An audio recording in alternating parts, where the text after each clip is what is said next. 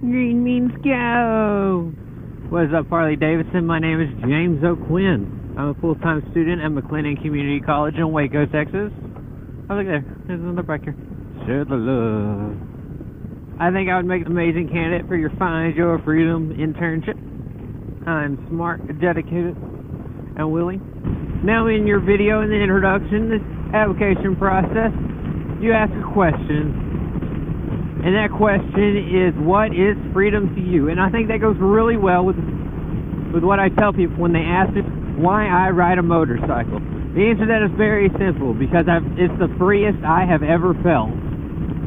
When you're on a motorcycle, your phone is in your pocket or in your windshield bag. It's not in your hands or on the console right next to you to where you can just pick it up and look at it at any given point in time. Social media can distract you because your phone's hidden from you. It's inaccessible.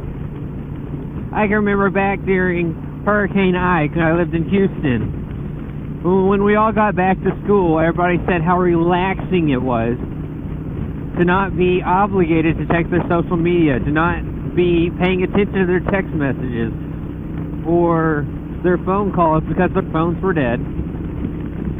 They had no internet. There's no electricity. You just sat there and you relaxed. Sure, if you had a generator, then you could charge your phone, but most people didn't. And it was this nice, simple, quiet time. And every time you sat down on a motorcycle, you get that. There's no more obligation to check your phone. There's no more obligation to connect with anybody. You're in your own community. When you ride a motorcycle, if you see another motorcycle rider, you give them a little wave. Now, a lot of people have asked me, what the heck do bikers do that for? Is it some kind of code? Like, it is, but it isn't. When you wave to another rider, you're saying, hey, I see you out here. I'm out here too. I respect you for enduring the weather. Although, most of the time when there's riders out, the weather's like super nice. But it's a way of saying, hey, we're together, we're a community. You'll find bikers all over the country, if not all over the world, that do that.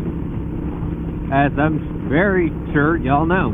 When you ride a motorcycle, you're not locked down by a seatbelt.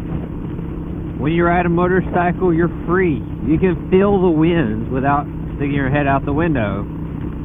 You can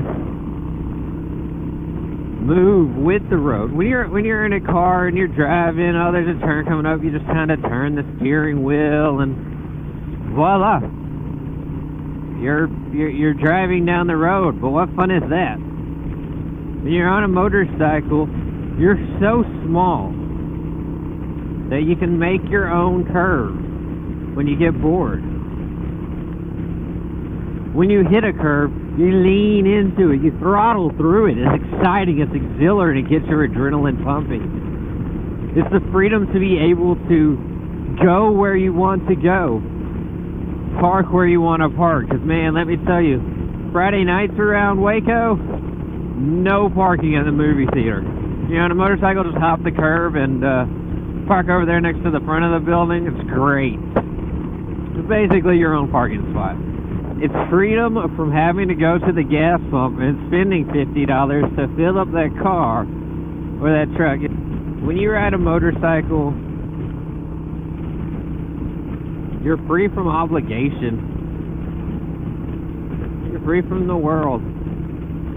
Right now, I guarantee you at least one person in one of those, like, 6 cars in front of me is doing something to the radio. Changing the song, changing the station, something.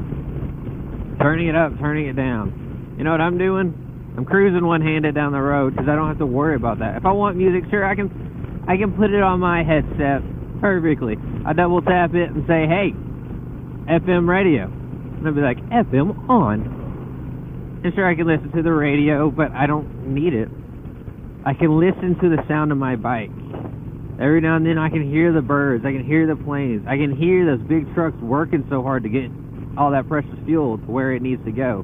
People who don't ride don't understand, which is why I managed to get a couple of my buddies to start riding motorcycles, and even got my girlfriend to where she's always asking if we can go riding. She's too scared to drive her own, but I'm working on it. Hi there, I'm James O'Quinn. I'm the creator of the video that you just saw. I'd like to thank anyone watching this for the opportunity to be a part of this amazing internship and this amazing program.